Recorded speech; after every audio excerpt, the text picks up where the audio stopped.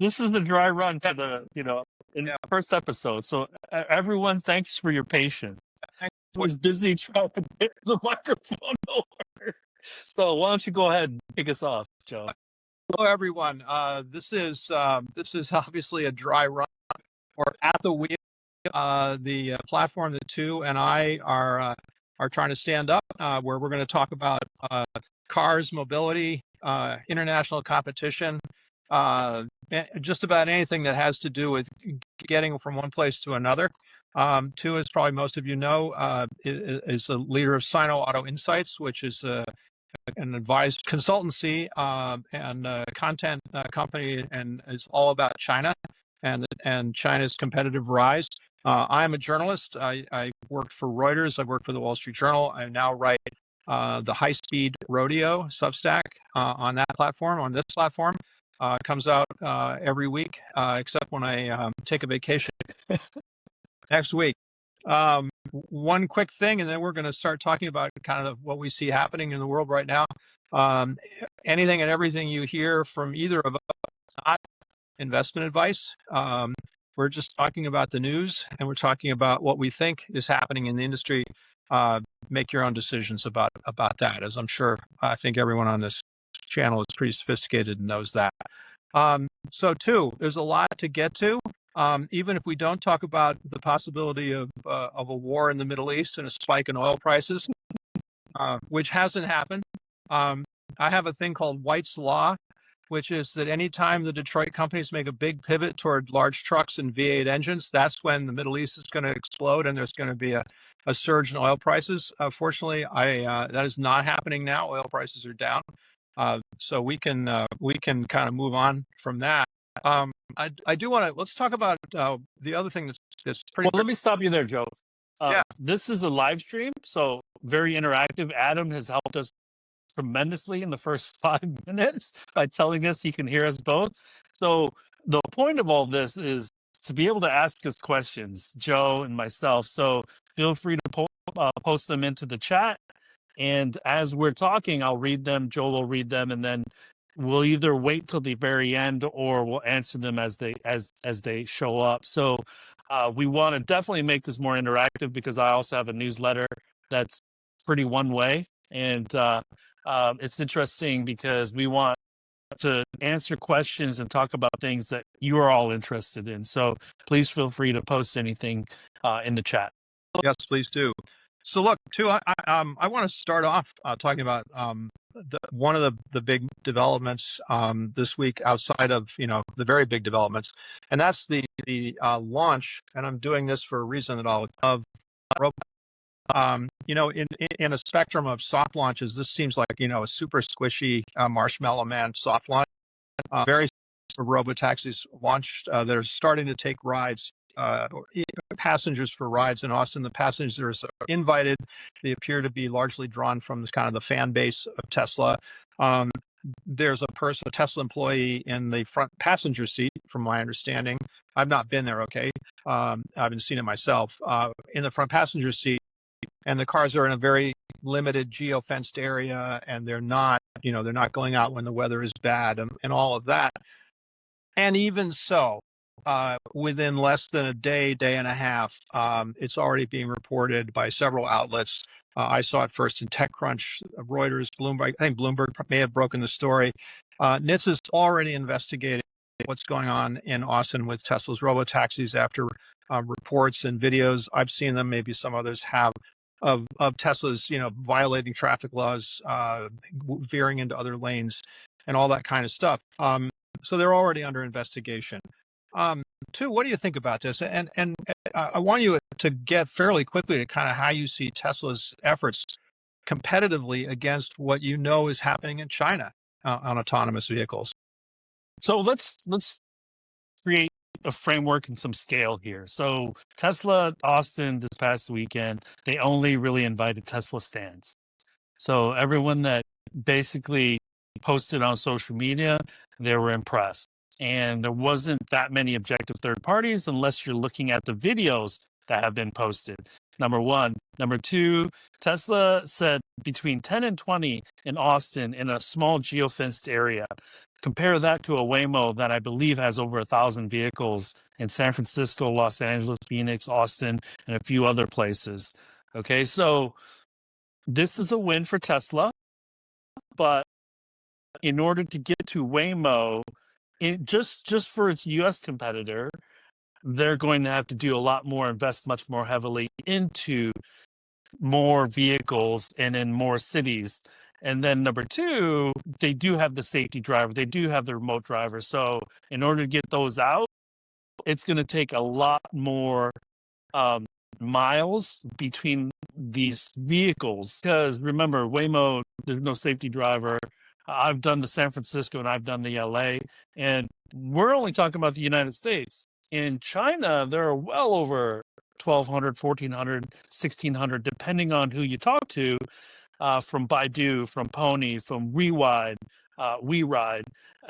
just to name the major players. And in China, they've converged a little bit. So the robotaxi companies have all partnered with the second wave, meaning the deep routes, the Q crafts.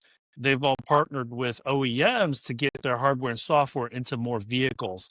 And so if Tesla is going to do this alone, they're going to have to spend a huge amount of money to invest further into these robotaxis. But it's a win for Tesla because this system or this service that they promised to launch a year ago at least, and now they can say that they've done it. But if and when it opens up to the general public, there's going to be a lot more scrutiny because there's going to be a lot more videos, and this shouldn't surprise anyone. You know, the bottom line is that level 4 autonomous or intelligent driving is really hard, and there's going to be mistakes made by these robotaxis. So the system was never going to be perfect, and this, no matter what the stands want to tell you, but in the grand scheme of things, it's step one, and they're a marathon and a half behind most of the other competitors who've been out in the market already. So I have to look this up because it's been so long that I couldn't. Waymo put its first vehicle on a public street in 2015. It was the Firefly, which is now was supposed to be in a museum somewhere, and I don't think it ever made it. But that was it was in Peterson's. I think it's in Peterson's in LA. So that was 10 years ago, and they had been working on it for 5 or 6 years prior. They're working on the technology for 5 or 6 years prior to that. So Waymo has been at this for 15, 16 years. They've had vehicles on public streets for a decade. I acknowledge that getting something on the street for Tesla is a big deal because Elon Musk's been promising this for years and not delivering. So finally, they have a product on the street. I think the thing that's going to be interesting to watch is one, do regulators cheer this as much as the people who the Tesla fans, or do they have a problem with Tesla's approach? Which, as again, I think a lot of people know, Tesla is not using sort of the belt suspenders approach, Waymo, sensors to machine vision. They're using cameras and AI. Will that fly with regulators? Interesting to me that Texas, which has been very supportive and kind of open season in terms of regulation of autonomous vehicles, just this past week, the governor signed a bill that would tighten the reins on autonomous vehicle deployments. On level 4. Yeah, well, basically saying we, the Texas regulatory machinery, are going to have a look at what you're doing, and if you're going to operate an autonomous service, they want to have a say. Now, again, I don't know. I don't think anyone knows exactly how tough they're going to be, but I would say that. I mean, you said they're going to make mistakes for sure. The question is, what severity of mistake will be tolerated? Made a mistake with Cruise. So one of cars ran down a woman on a street in San Francisco and dragged her, I think, like 20 feet. And then the management was not forthcoming about that immediately. Well, that was a very large mistake, and it cost them their business. I don't know that Tesla's going to have that problem, but I do think that the penalty for certain severity of mistake in autonomous vehicles is pretty high. So that's all. I think those are all risks that Tesla has yet to encounter, right? I mean, Waymo's been at it for 10 years. They've seen those risks. Some of those other companies you mentioned have too. So let's see how they do. And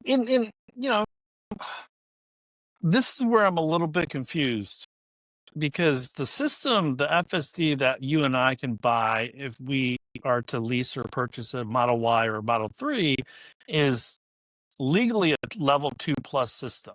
Yes. What is the difference between this Model Y that's a robotaxi versus a vehicle that or Tesla that you and I could buy? I'm not 100% sure what that difference is. Tell you what, and Tesla doesn't want you to be sure.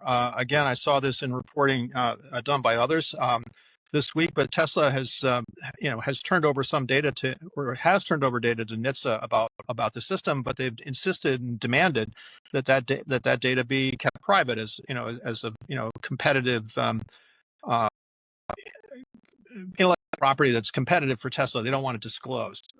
I understand that argument. Companies make that argument all the time.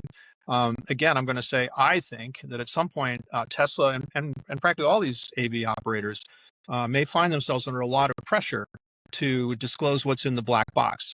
How are their vehicles making decisions in sort of the trolley problem situations where you're going to hit one thing or the other?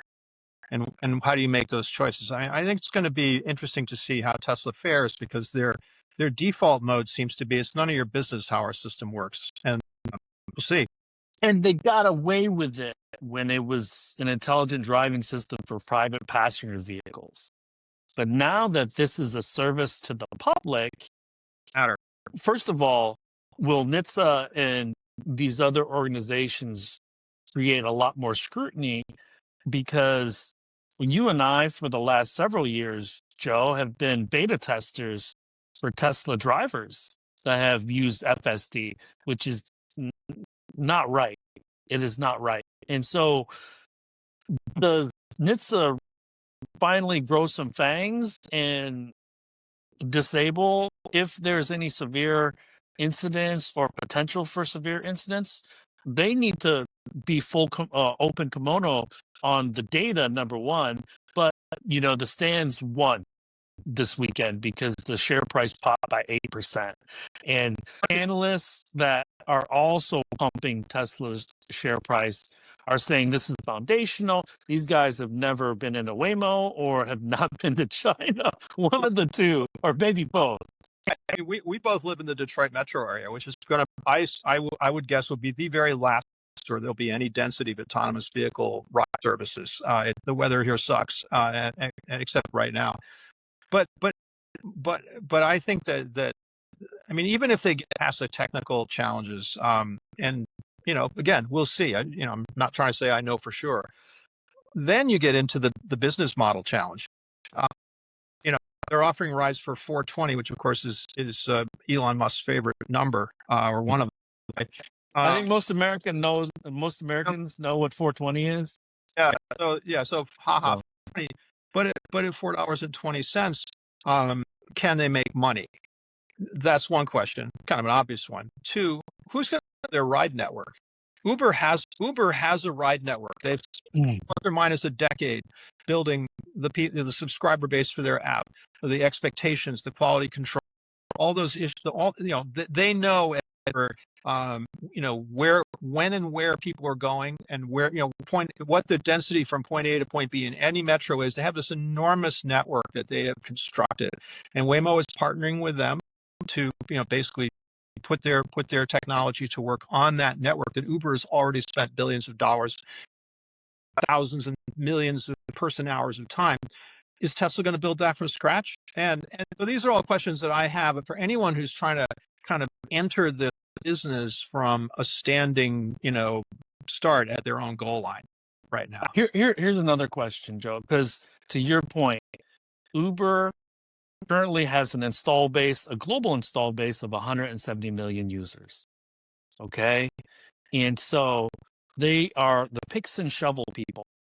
They have Wave, which is the UK-based robotaxi startup that has San Francisco pilots coming up very soon, I believe. And they have Waymo in Dubai. I believe they have WeRide. So they have Chinese robotaxi companies too. So they don't care if you're American or Western. or Chinese, they're going to put you on the platform. Okay. And that gives these robotaxi companies 170 million users potentially. Okay. Because Uber is a global app, number one. Number two, I had said this 5, 6, 7 years ago that in order for that install base to increase, that's why Uber has grocery. That's why Uber has, food delivery and micro mobility, because it increases and opens up that install base. But the only two money makers that are going to be long term on Uber's platform are probably going to be eVTOL and Robotaxi. Mhm. And If everything else is a money loser. To your point, how does Tesla get an install base like that unless they're undercutting the price of the rides? And if you're a publicly traded company, how much money can you lose before investors start to get upset? Yeah, well, very good question. And I mean, obviously they're not upset yet, but we'll have to see how that plays down the road. Okay. Well, so speaking, moving off of autonomous vehicles, but sticking with China, the subject we mentioned a couple times here.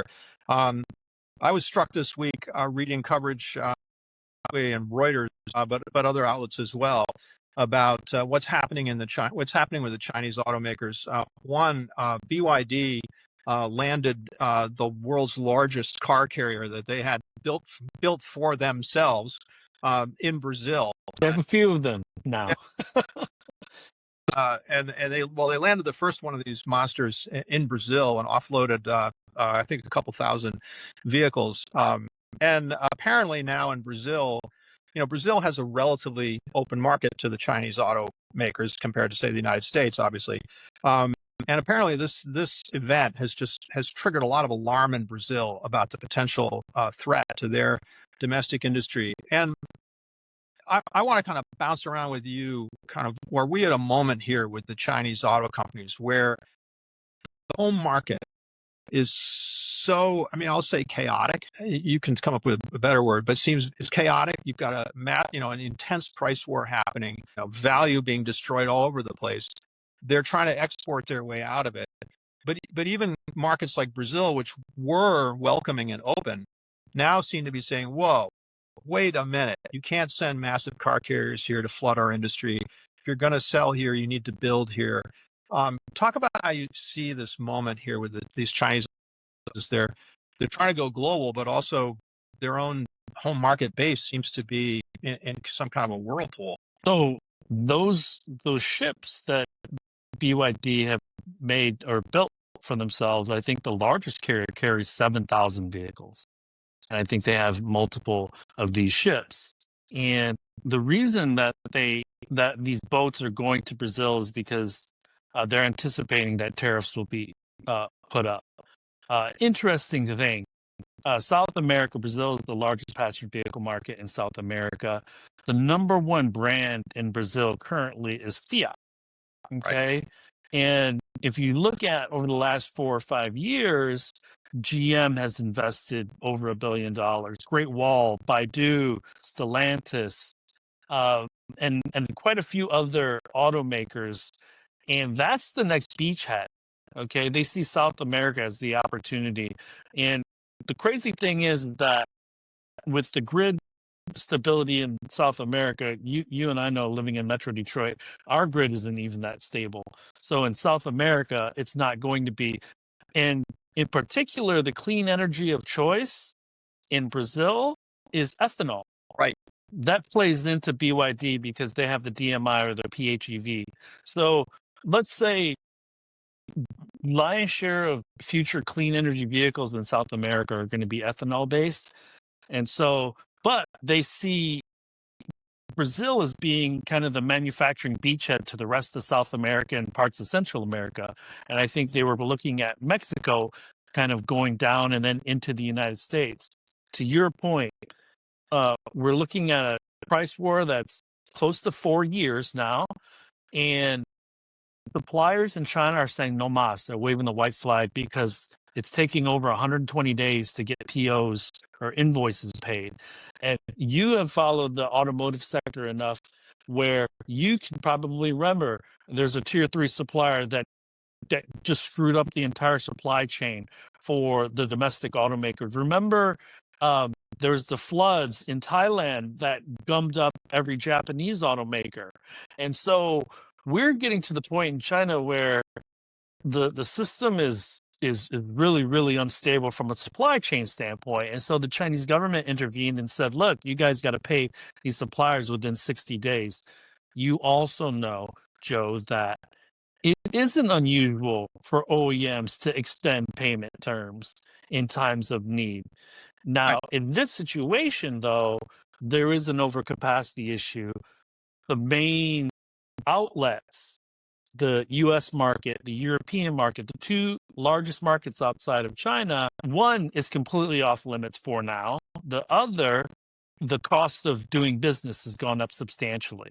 And so there is a scramble to get as many vehicles out because they're counting those in their sales numbers for 2025. And they've invested heavily in capacity.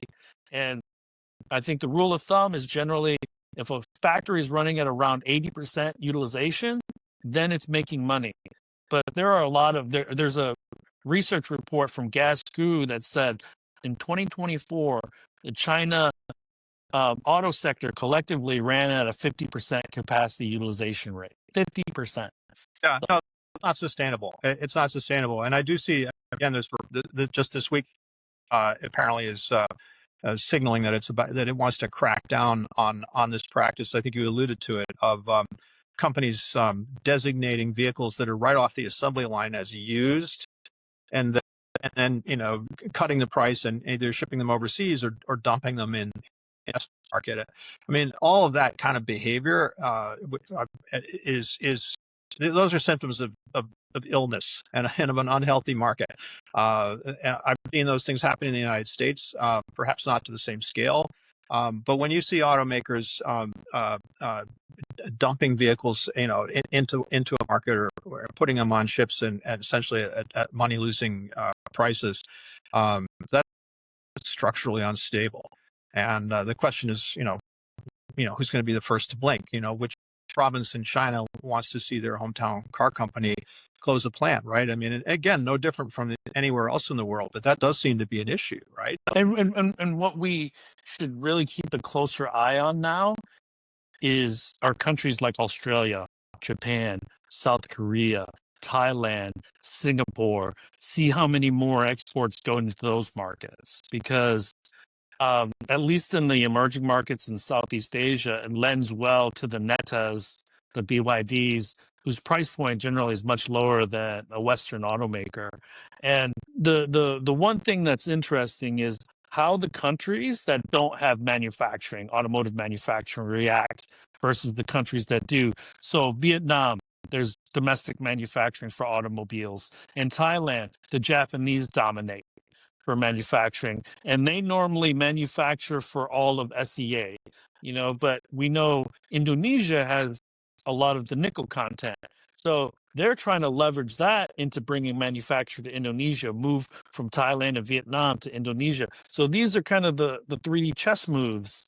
And, with our administration being not as friendly to some countries, it's going to push those countries more towards China. And here's the God's honest truth, too, Joe. One of the things that I saw at the Shanghai Auto Show was Canadian dealership groups because our administration blew up the USMCA. So Canada and Mexico, if we don't renegotiate and agree on a new USMCA, Canada and Mexico are going to become our competitors.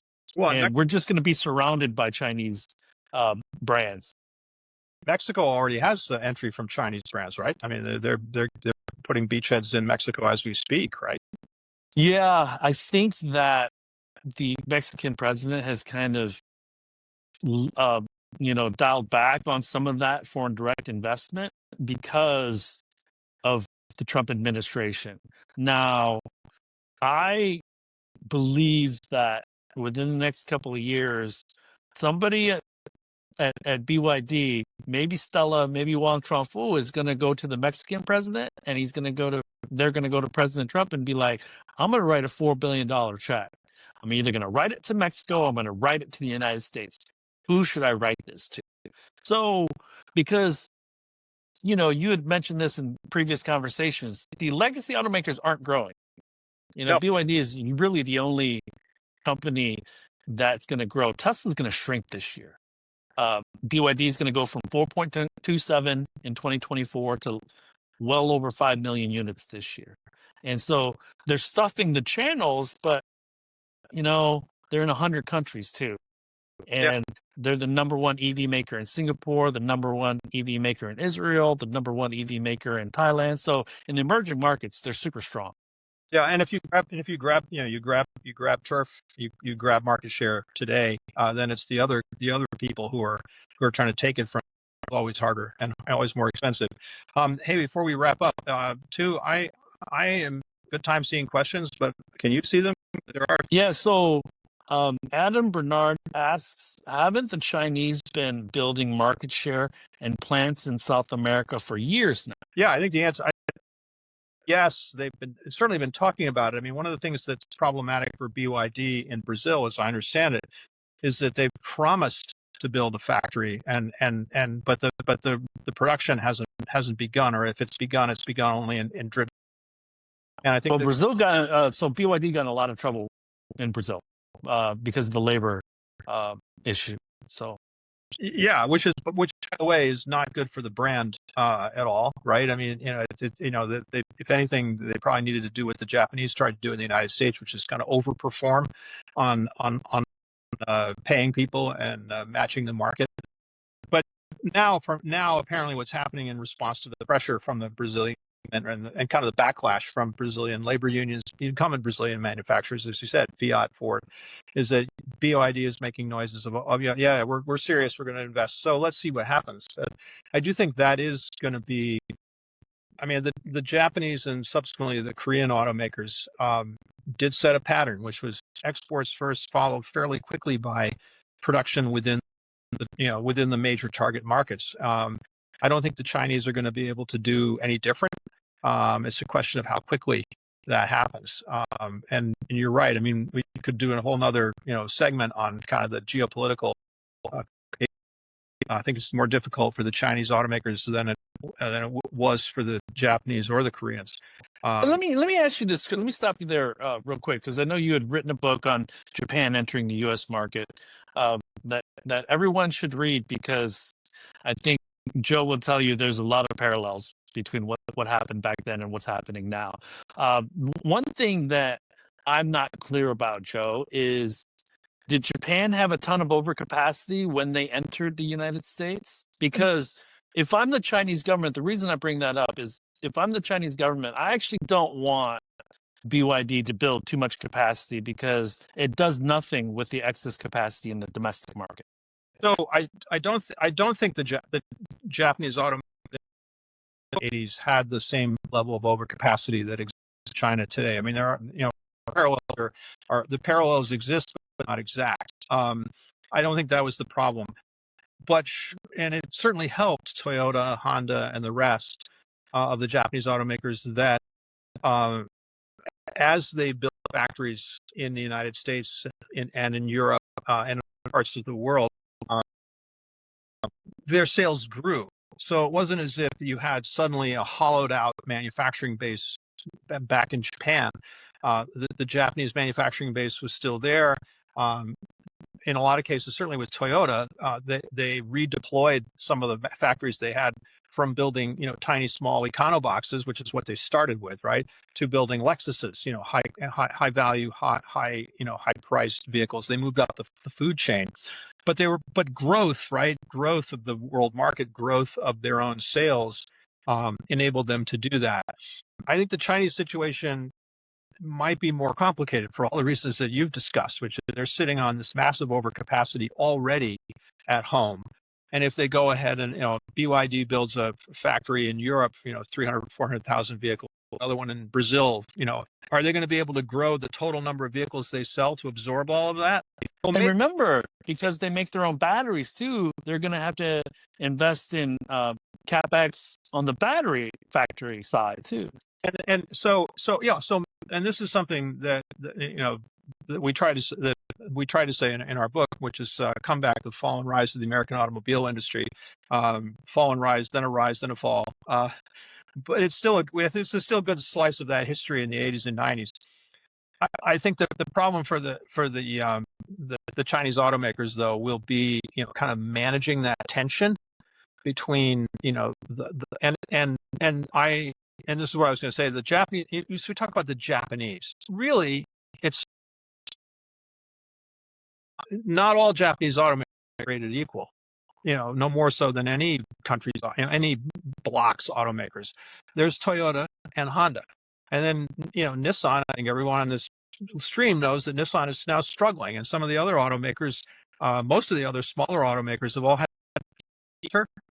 mainly with the Toyota, under Toyota's umbrella.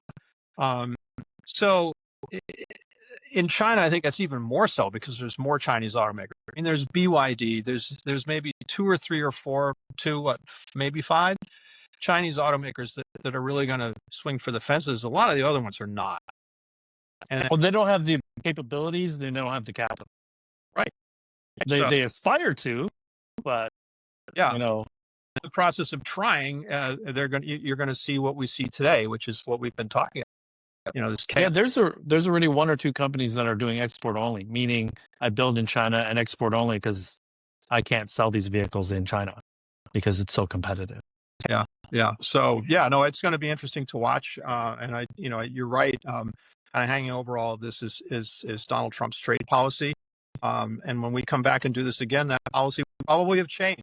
One last thing that I'm going to throw out here for you as food for thought, Joe. Nissan is weak. They're probably a $7-8 billion company right now. What if, because remember, the rumor was Foxconn's kicking the tires on Nissan. What if a Chinese EV maker went up to Renault or went up to Nissan and say, you know what, I'm gonna buy you, because for those that don't pay that close of attention, Luca de Mea is leaving Renault. He's turned them around over a 5-year period, and Renault is mainly a French company. I think lion's share of their profits and revenues come from Europe. They effectively have no presence in China. And so if I'm a Chinese EV maker, or I'm an Apple or a Google that needs contract manufacturing but doesn't need the headache, I might buy, because Apple probably has what, 150, 170 billion dollars in the bank. Google, same.